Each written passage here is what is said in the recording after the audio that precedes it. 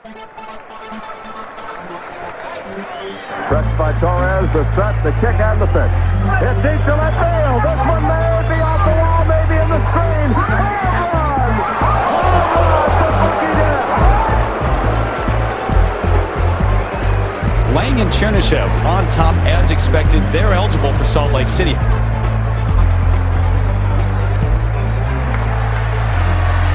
Shoots from downtown for three. Right there with Billy Mills. Billy Mills pouring on the steam. Billy Mills is ready, putting it up. Billy Mills has the lead for the United States heading towards the finish line. Billy Mills.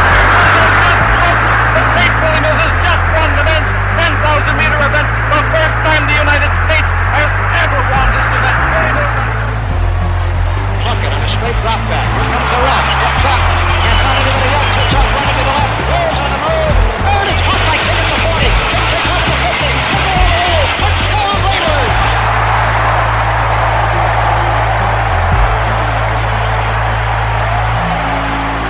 Welcome to Indian All-Star.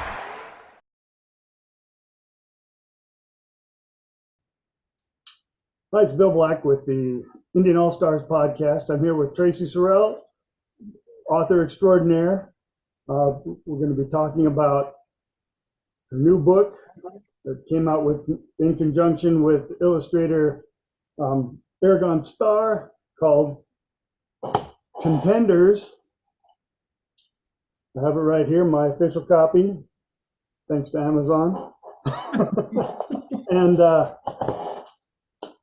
talking about World Series, where two great Native American baseball players faced off, Charles Albert Chief Bender and John Tortoise Meyers in 1911, right? 1911 World Series? Yeah. Yes, Okay.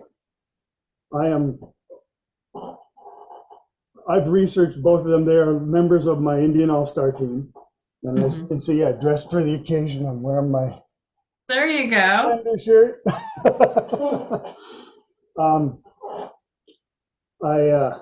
was really excited. I came across an article online talking about the announcement of your book, and I got I got to find out more. So I bought the book and reached out, and graciously you've taken the time to talk to me a little bit about that. And so first of all, can you tell us all a little bit about you? I mean, you're an author. You have some other children's books and young adult books that are fabulous. But please. Sure. Sure. Sure. Yeah. CO Traci Sorrell, Dogodo, Jijalagi, G Elohi. I am Traci Sorrell, and I am a citizen of the Cherokee Nation. I'm a mom of now a teen, and I have worn many hats in life. Currently, I'm a children's book author, so I write books for young people from birth to age 17, 18. And Contenders is my 8th book. I write fiction and nonfiction. Like I say, I love that, and I have loved fiction and nonfiction since I was a young person. I came about writing for young people because I was disturbed once my son entered preschool that really the curriculum, and of course, once he got into elementary school, even more so, hadn't changed since I was a student myself, in elementary school and proceeding through kind of K-12 education. And I thought, okay, now, it's the 21st century. So I went to school back in the 70s and 80s. Well, what is going on? And I just didn't want young people, my mom was always like, if there's a problem, how do you become part of the solution? So I thought, I am a first generation college graduate, and I majored in Native American Studies at UC Berkeley. So that's really the first time that I learned that beyond kind of the Cherokee Nation, which I'm a citizen of, and tribes around us that also were forcibly removed from our southeastern homelands to Indian Territory, or what is now Oklahoma, it was the first time I really learned that systematically removal's happening to lots of tribes across the country. But then I also learned, about other policies and things that happened to certain Native nations and areas that I didn't know anything about. So when my son gets the typical mythical Thanksgiving, people dressing up as natives, the paragraph about the Trail of Tears in history, and our history starts when Columbus arrives, and then we kind of just exit stage left, and no one knows about us right after 1900. I thought, my gosh, all this information we have access to, and curriculum hasn't been updated. So that's when the fix is in, right? That it's purposeful. And so trade published literature, like the kind I write, Contenders and other works, really does supplement what people provide in their home, their schools, and libraries. And so that's what I publish, and really work to bring other people, other Native people who want to write and illustrate, into the profession, along with many other people who are doing that work. I mean, we're in a wonderful time now where there are lots of Native people contributing their words and their art to literature for young people, fiction and nonfiction.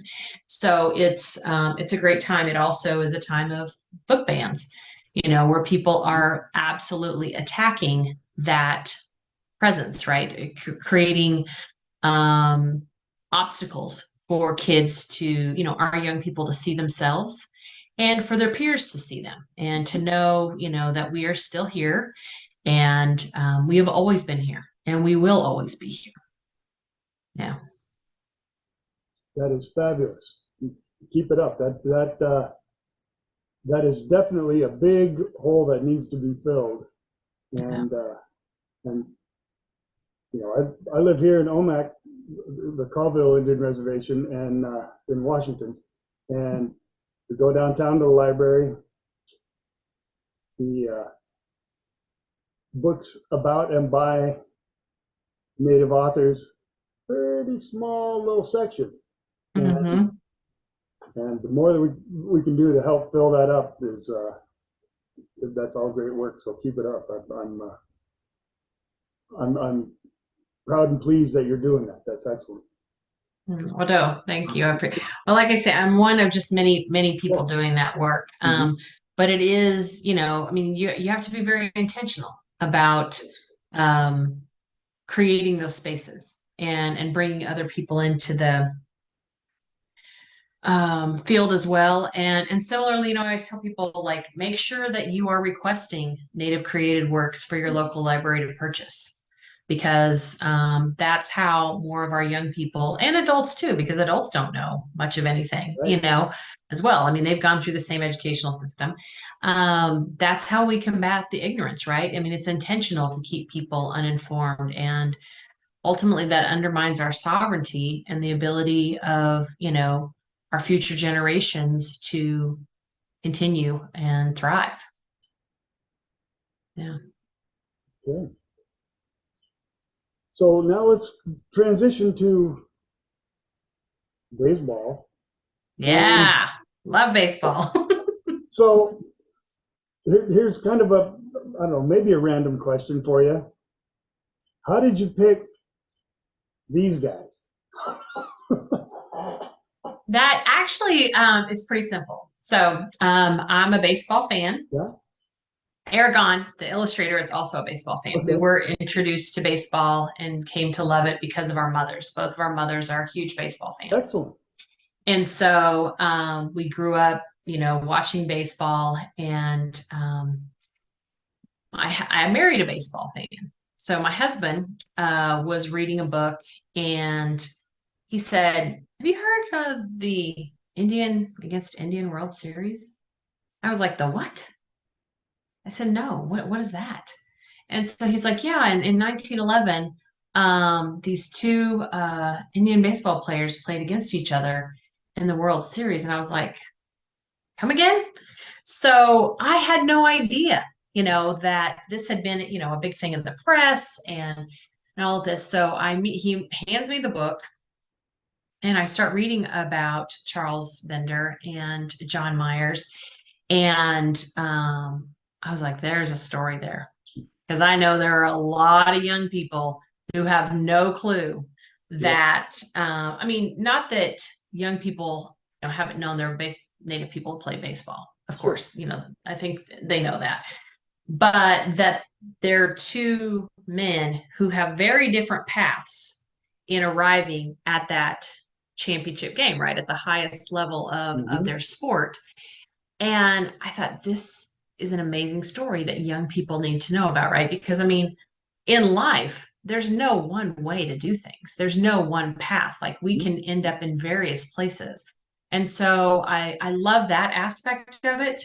And also that, you know, that they're continuously doing their jobs, right? Their professions in an environment that is so hostile to them. Yes. They are constantly being heckled by fans, by teammates, by opposing players, sometimes by their managers, right? Not being allowed to work and exist in their full humanity. And the coverage in the press is incredibly racist, right? And they're both called chief. Yeah. When we all know that a chief is a tribal leader, but it's a diminutive term, right? It's to insult them and to tear them down, much in the way that people would use boy to, you know, an African-American man. And so it's like insulting on so many levels. And I thought to myself, how are these men like continuing to show up every day, right? Right. And so that's the impetus of the story, is that he introduced me to them. And then as I read a little bit more about them, I was like, wow, kids I know are gonna, you know, enjoy this story because it's not something we've heard about, but they're both fascinating people. Exactly. And you know, you talk about the different ways to get to that level. You know, Bender jumped right in, 19 years old, right? Yeah. Meyers and see, that's forever to get to the big leagues. Right. And see, that's a bigger part of our national history that we don't talk about. So a lot of Native baseball players and Native players that went into the National Football League, right, during that time and after that, they're coming out of the boarding school system. Yeah. So what I did not realize, and I recently read a very thick biography by David Marinus about Jim Thorpe, who was John Meyers' teammate by 1913. He wasn't there on that team at that time, but was that so many of these federally run and sometimes missionary boarding schools were like these, almost like a puppy mill type thing, like churning these players out, negotiating their contracts. That's why they would have games against colleges to sell tickets, and they were taking part of that proceeds, right, for the school and the administrators. So they were doing the same thing with these athletes. So Charles Bender, who grows up on his reservation to the age of 7, then goes to a boarding school in Philly, and he's there for 5 years without going home. And what makes him have to go to the boarding school is that his family had been in what is now north central Minnesota. And when all the Ojibwe people in northern Minnesota were kind of sent to different reservations, his mother and the kids were given allotments in White Earth. So he went over to like the northwest side of Minnesota. It was very hard to make a living in the conditions there in terms of farming. And his dad was a German-American man. So at age 7, he goes off to boarding school, as do other siblings, because it's, you know, he's going to have food provided for and, you know, shelter and all that kind of stuff. He came from a very large family. So he goes home at age 12. His father is abusive. He clearly has a temper. And Albert is like, this, like, I don't need this, you know. And he and his brother end up going then back to boarding school, but this time to Carlisle. And Carlisle is one of those boarding schools with Coach Pop Warner, you know, that is really churning out and working on having athletes going to the NFL, going to baseball, etc. So that's how he gets there so early at 19. He definitely had natural ability, fantastic eyesight. He was a wonderful skeet shooter, very talented person, worked on his pitching. John Meyers, on the other hand, is living, sometimes in the res, most of the time in Riverside, and he learns the game there and plays it. And then raised by a single parent, his dad died when he was younger, and he's from the Cahuilla tribe. Mm-hmm. So if you think east of Los Angeles, again, Riverside and south of there, where the Santa Rosa band of Cahuilla Indians Reservation is, that's where he grew up. So he, goes to work for Santa Fe Railroad, starts playing on the railroad team. Then he plays in some kind of bush league minor teams around the Southwest and up in the in Montana area and stuff. And then a player sees him from one of these opposing teams and says, "Hey, let's get you over here to Dartmouth because you're, a big guy." I mean, he's not like some, thin player. I mean, he can play football and baseball, but he had no desire to play football. But they get him over to Dartmouth. He wants to play baseball. They wanted to play football. And ultimately, he leaves Dartmouth and heads to the pros.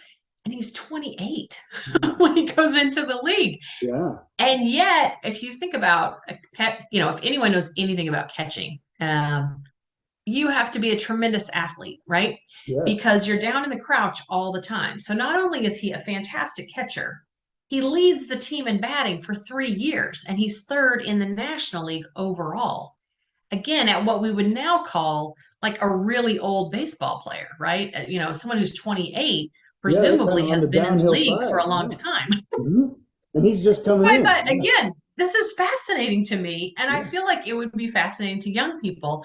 And what I've heard so far is, that they're very much enjoying the story because it's not your kind of typical thing, but yet they see in today's world that there are native baseball players and the environment for baseball in the 21st century isn't a lot different.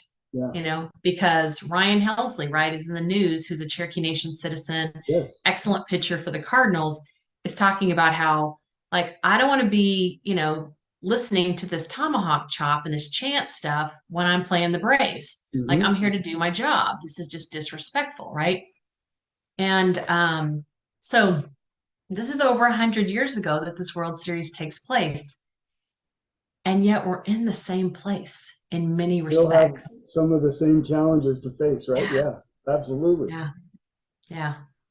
And that's a big piece of why that's important to expose kids to that. Mm-hmm. And but then to have these two pretty stellar examples of guys that worked through that and had real staying power, played a long time, and really took the high road there.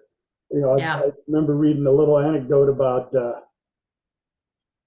Bender getting mad at the crowd one time and yelling at them, "Foreigners, foreigners."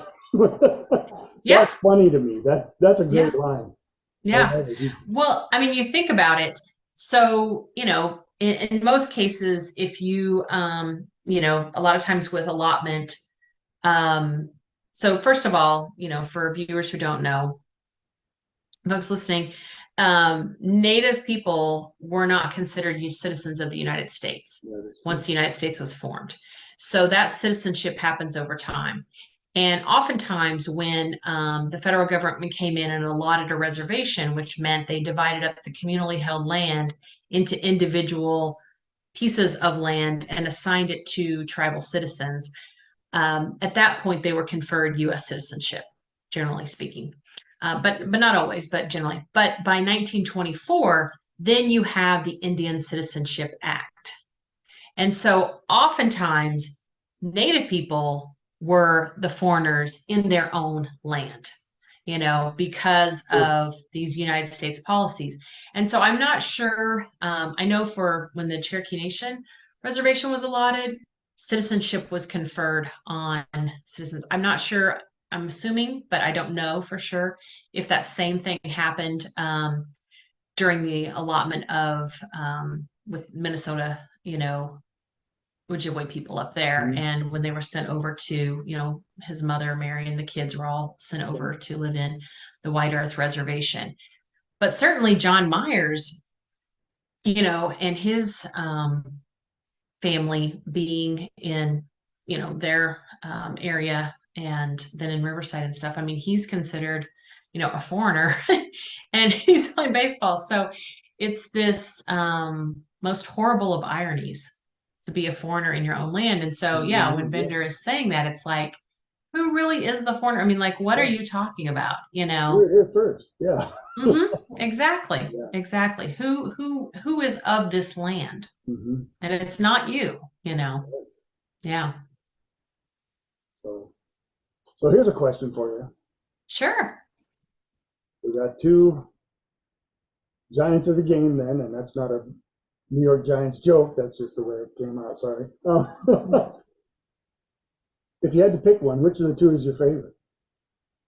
Knowing a little bit about their stories, I mean, yeah, I'm putting you on the spot, but yeah, I mean, I think it's hard to say a favorite. I admire them for different reasons, but I guess in my heart, I'm a little closer to Meyers because I got to meet his great nephew and two great nieces, and just wonderfully warm people, talking about their uncle, because he never had children of his own. And so it was great to meet them during this process. And I grown up here within my reservation and then spent my teenage years out in San Diego. So I've been up, in the area, which is, where he grew up is just north of where I lived. And so I've been up in that area, and so I'm just kind of more, I guess it's more of the geography, but also getting to meet his people,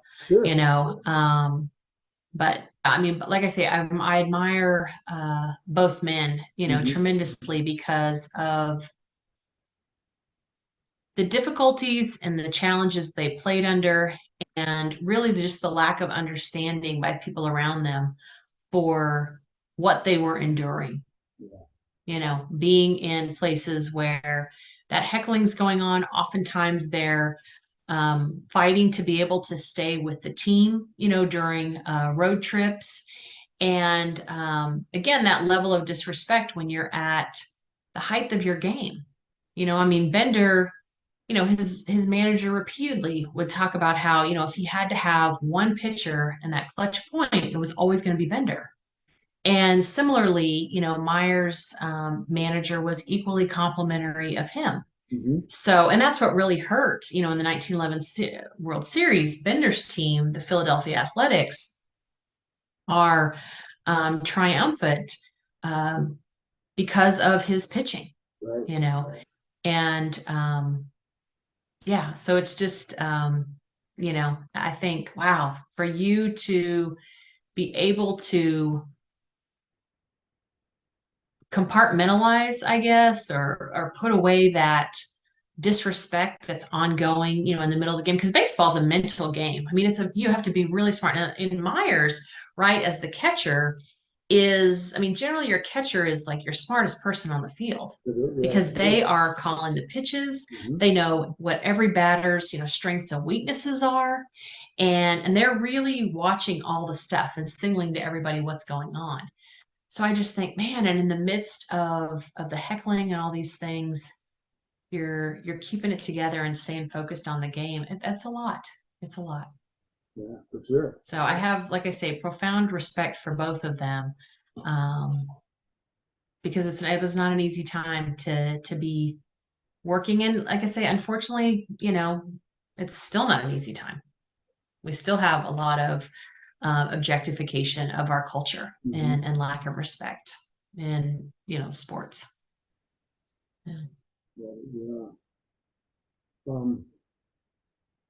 What's one takeaway? So my son's a little older now, but if this book was out, I would have bought it for him right away. And Actually, he read it. He's home from college right now, so he read it and thought it was pretty cool. But what's one takeaway that you would like young people reading this to have? Certainly one of them is, just because you haven't heard about the contributions of Native people doesn't mean we haven't always been here and contributing. I know our presence is in so many different places, including professional sports like baseball.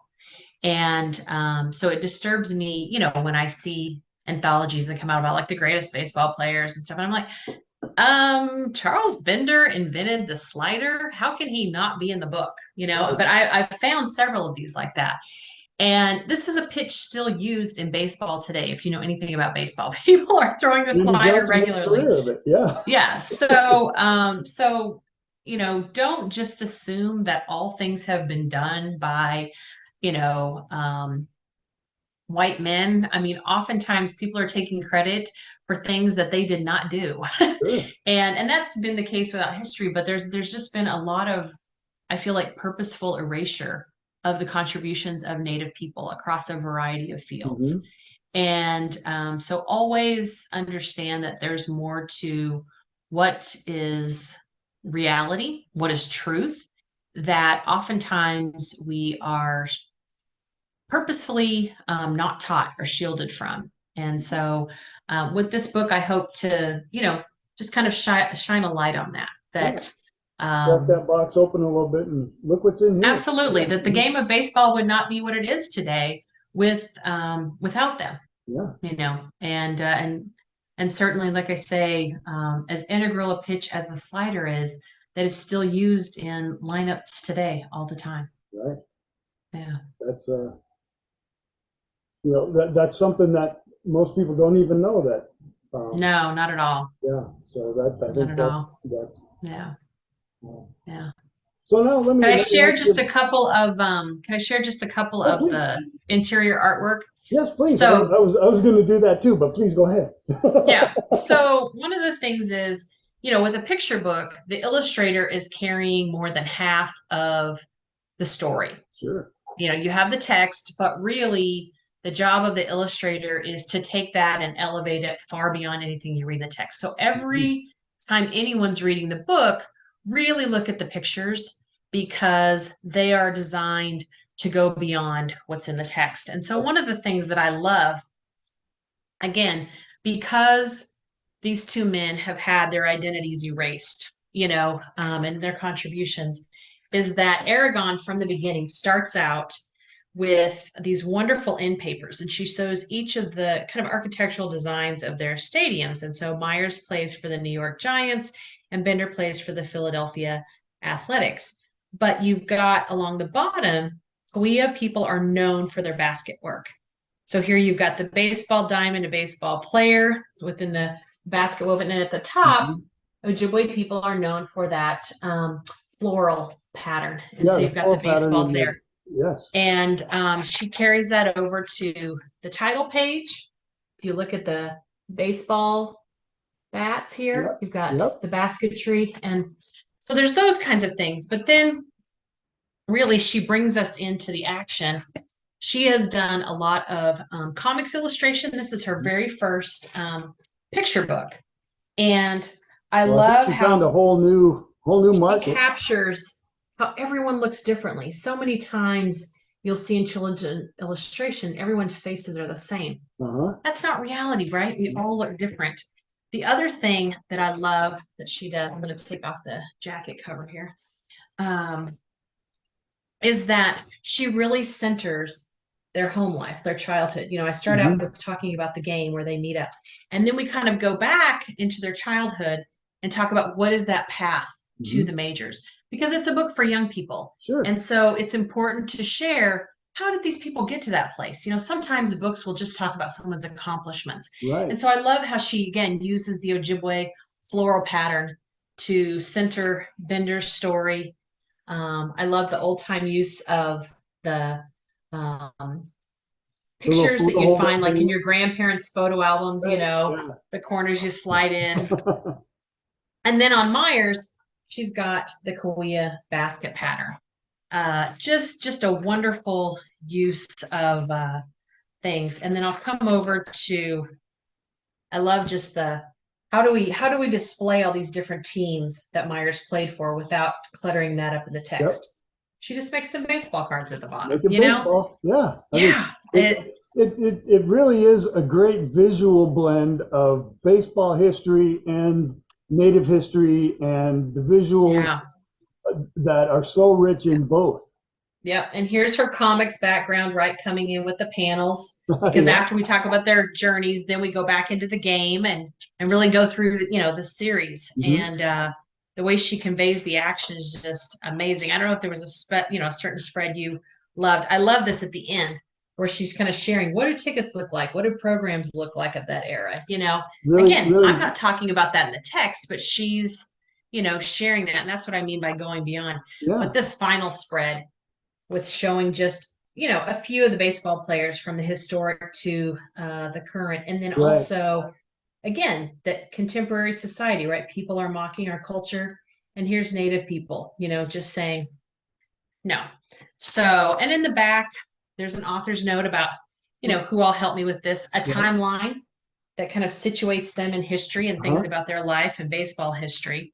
And then all my sources, because the other thing for young people is I want them to know that they can look up any of those sources and find out for themselves, read, the interviews with the players and hear their words and make sure that I'm quoting them correctly, etc. Because oftentimes as Native people, we find that folks, will make up stuff about us. They'll take things out of context, right? They will or they not find an understand. old article that wasn't researched. Yeah. Right. You'll have people that assume they know what our culture is or what something means. And so I'm always very intentional about that just because of the misrepresentations I've seen about my own tribe and other tribes. So I'm excited to have it out in the world and just look forward to hearing from, folks who have read it, what they think about it. Excellent. I'm going to get a copy of it for our local library and I'm a high school art teacher and I'm going to have one get one for the school as well. Fantastic. I know it's a young kid's book, but I think our high school kids would dig it too. So. Oh, absolutely. And again, I think in an art class, it's very, good to say, hey, this was illustrated by a Native artist and look how she's doing. I'm going to talk to Arigon, I think next week. And fantastic. And I'm going to try and set up a time where maybe she can talk to my art kids next year. Tomorrow's the last day of school here. So, but I'm hoping that maybe we can work that out so she can talk to the art kids and tell them about her story too, and talk about Super Indian and all that stuff. But yeah, absolutely. But she didn't go to art school, so she didn't go to school to learn how to do this. I didn't go, I didn't major in this in college, and so that's another thing too. Much like Bender and Meyers, we both learned this by just putting the work in, right? And getting the experience. And so that's another lesson that I would want young people to understand too and take away from the book is that even the people that have created this book didn't start out this way, but we both have a love of young people, of baseball, of making sure that we're represented accurately. And so we're willing to put in the work and do what's necessary to, share an accurate story and help combat the erasure and invisibility that we often face in, like I say, K-12 curriculum, but sometimes in the larger society in general. Yeah. So I have two other quick questions for you. Sure. Yeah. What was the biggest surprise that you found? Is there like one thing that stands out, biggest surprise as you were researching this book? Aside from the slider thing. I shouldn't say it was a huge surprise. I mean, because I know people are kind of underhanded about things, but that the player on the other team that from the Bush League kind of era that really wanted Meyers to come to Dartmouth had a fake high school diploma because he didn't graduate from high school, had a fake diploma created and sent to Dartmouth. And in essence, it's clear that they knew that he wasn't this person that was on the diploma. But they went along with it until I think maybe some kind of review board or something got involved. Right. And then they kicked him out. But they were happy to have him there and use him for their sporting program. Right. And so I just thought, oh my gosh, so all of these underhanded things and kind of but Meyers loved being there in the classroom and taking those classes, and he wished he could have gone to college, because he was so much older than all the other undergrads, right? He's in his mid to late 20s by the time this happens. It's just before he goes to the majors. So I just thought, wow, how interesting is this? Yeah. Okay. Here's the big wrap-up question. Is there something that I'm stealing this from Dan Rather for his big interview show, which I think is fabulous? Is there anything that I didn't ask you that you wish I would have, or anything that we didn't touch on that you think Indian All-Stars viewers need to know? I mean, just know that there are many incredible Native professional baseball players. Yes. And others that were in the minor leagues that did not get to make a major league, debut and stuff. And so I'm hoping that these two men and the portrait of them would encourage you to look at others and also to look at other Native people in other sports and what their contributions have been. Because again, just because you haven't seen it or heard about it doesn't mean they don't exist and they didn't make contributions. There's a lot of wonderful stories just like this that we just haven't had out as easily accessible, but they're there. Right. And so my hope is that young people or and adults will be encouraged to find those stories and to write and illustrate and share them with everyone else. Excellent. Now, Wado for that question. Okay, I couldn't think of a better answer. That's fabulous. So, okay, well, again, thank you for taking the time, and best of luck with the book. I'm going to shout from the rooftops about it and share it as often as I can, because I think it's fabulous. Not only the story, but the illustrations as well are top notch, and good job keeping up the mission of sharing the Native American athletes. That's our mission here, past and present. Yeah. And so again, thank you for your time, Tracy, and hopefully when you do the next book, we can follow up on that one too. That sounds great. Wado for having